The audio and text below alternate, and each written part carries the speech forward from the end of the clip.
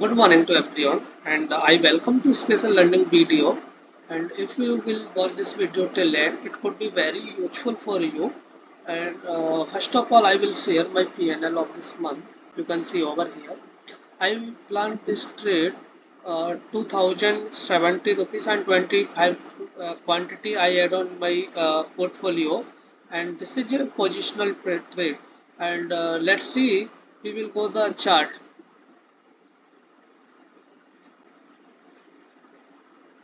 First of all you can see over here यहाँ पे जो ट्रेन लेने का लॉजिक था वो मैं आपको एक्सप्लेन करता हूँ। स्टॉक में एक अपसाइड की रैली थी and you can C in here stock में एक अपसाइड की rally and profit booking and breakout. Stock में अगेन एक अपसाइड में जो रैली थी इसमें, और यहाँ पे मेरा मोटिव क्या था कि जब भी स्टॉक एक बुल रन में चलता है तो उसके बाद थोड़ी बहुत प्रॉफिट बुकिंग आती है। प्रॉफिट बुकिंग आने के बाद स्टॉक में एक सपोर्ट क्रिएट होता है। तो यहाँ पे एक अपसाइड में रैली आई, then you can see over here stock में प्रॉफिट बुकिंग। एंड यहाँ पे थोड़ा जियो पॉलिटिक्स का भी थोड़ा टेंशन था, तो उस वजह से भी स्टॉक थोड़ा वीक थे। ऑल मार्केट का सेंटिमेंट ही वीक था, तो उसका भी थोड़ा बेनिफिट मिला। एंड यहाँ पे मैंने अपना फर्स्ट इंस्टॉलमेंट ऐड किया एंड यही मेरा प्लान था कि अगर यहाँ पे सस्टेन किया तो मेरा फर्स्ट इंस्टॉलमेंट को मैं प्रॉपर रिस्क मैनेजमेंट के साथ होल्ड करूँगा। एंड अगर ऐसे लुट हो जाती है, अगर ये यहाँ पे कहीं पे क्लोजिंग दे देता या यहाँ पे कहीं पे क्लोजिंग दे देता, तो मैं I will accept my stop loss. क्योंकि स्टॉक मार्केट में कभी भी 100% एक्यूरेसी नहीं होती किसी भी स्ट्रेटजी की। वहाँ पे आप एक अच्छे रिस्क मैनेजमेंट के साथ काम करते हैं तो ओवरऑल जो आपका पीएनएल है मंथ एंड का, फाइनेंशियल ईयर का, क्वार्टरली वाइज जो भी आप कैलकुलेट करते हो, तो उस हिसाब से आपका जो मंथ एंड पीएनएल जो भी आपका पीएनएल निकलेगा वो एंड ऑफ द ग्रीन में निकलेगा। जो भी आप डिसेंट आरओआई जनरेट करोगे, एक अच्छा ही प्रॉफिट आप बनाओगे। तो मैंने यहाँ पे अपना ट्रेड प्लान किया एंड ट्रेड प्लान होने के बाद मेरा मोटिव ये था कि मैं इस ट्रेड को यहाँ पे मैं ऑल टाइम हाई तक होल्ड करूँगा। तो ऑल टाइम हाई से मैं पहले भी प्रॉफिट बुक कर सकता था, बट अभी यहाँ पे क्या था कि यहाँ पे एक थोड़ा पैटर्न क्रिएट हुआ था, आप देख सकते हैं। 1 सेकेंड, यहाँ पे एक पैटर्न क्रिएट हुआ था, तो यहाँ से मुझे कुछ न्यू टारगेट्स ओपन दिखे, तो उस वजह से मैंने इस ट्रेड को और होल्ड किया।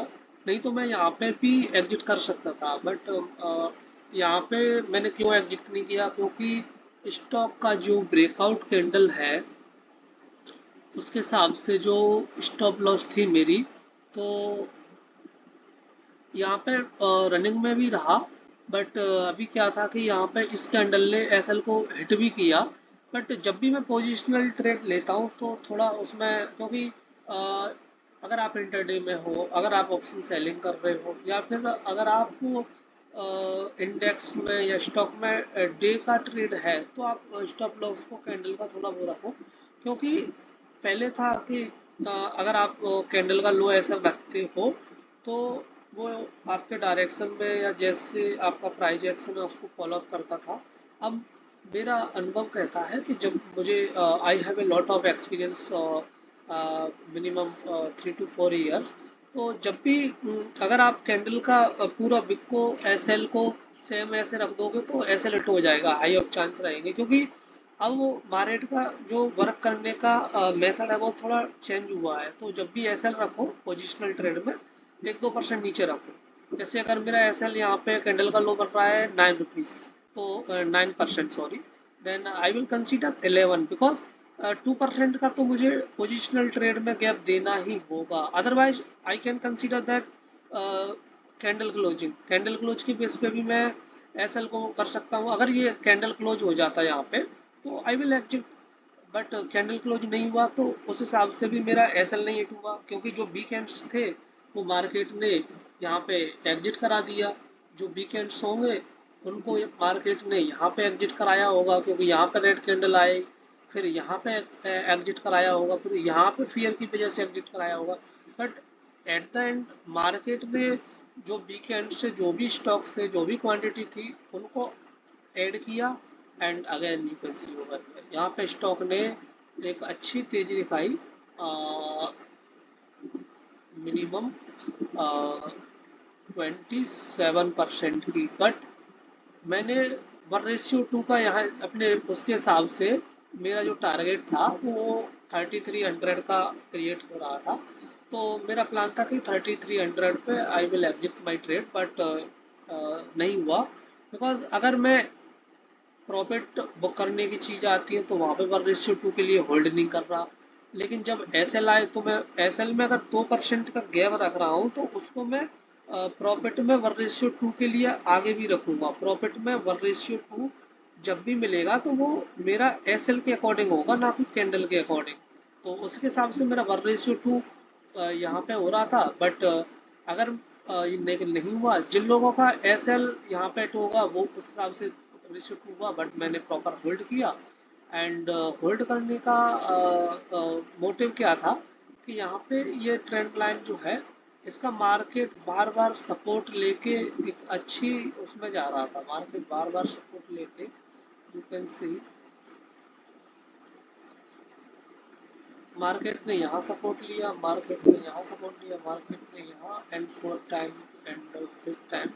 तो यही मेरा मोटिव था कि जब भी ये ट्रेंड लाइन को ऐसे करके यहाँ क्लोजिंग दे देता है डाउन साइड में, आई विल एग्जिट एंड जो भी प्रॉफिट रहता मैं उसको ट्रेलिंग एसएल के साथ का करता।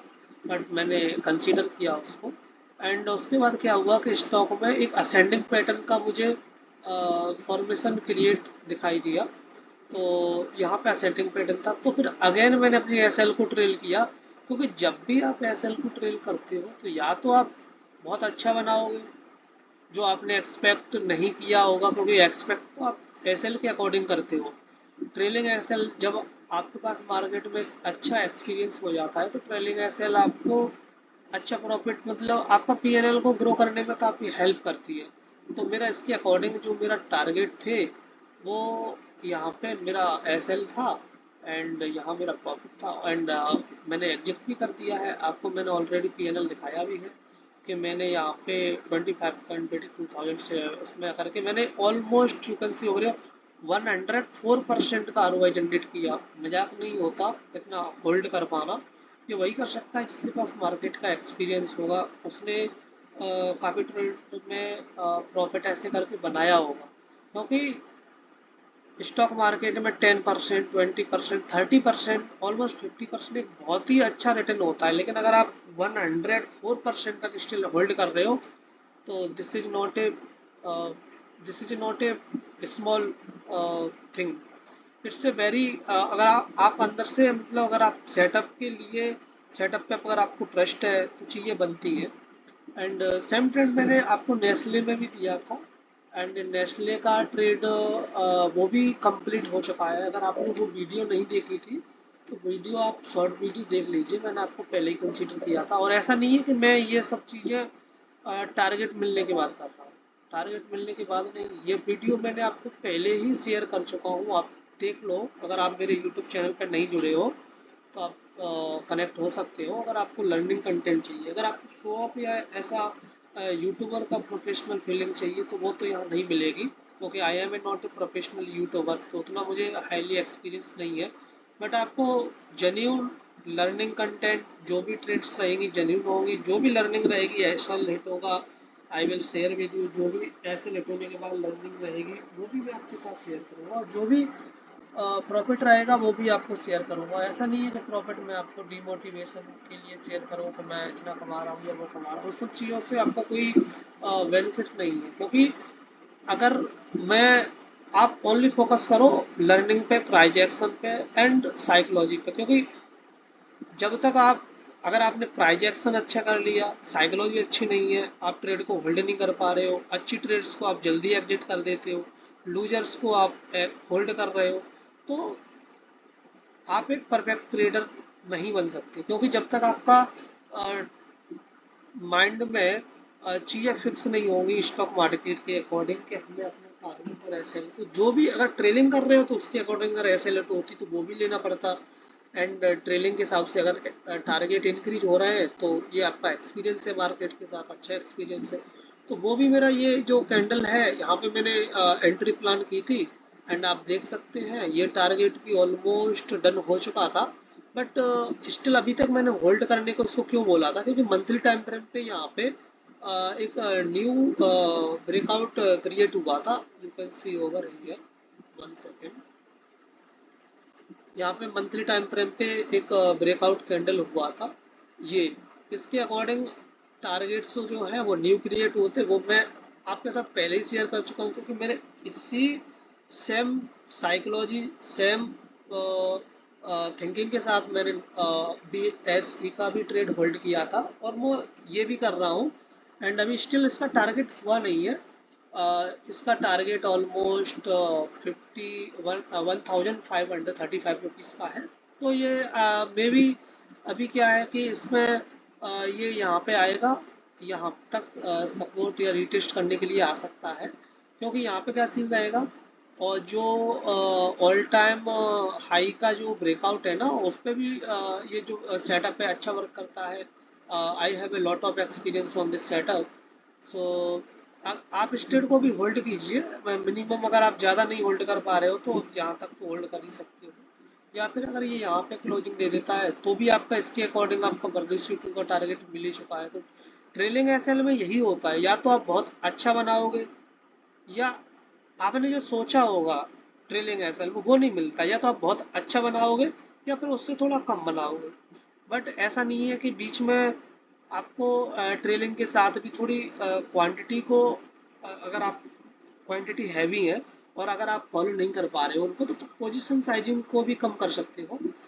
एंड अभी ये मैं थोड़ा वीडियो लॉन्ग हो गया, क्योंकि मैंने आपके साथ 2 ट्रेड सेटअप शेयर किया है। एंड अभी मैं मैनकाइंड फार्मा का भी होल्ड कर रहा हूँ, और इसका मेरा ऑलमोस्ट टारगेट हो चुका है।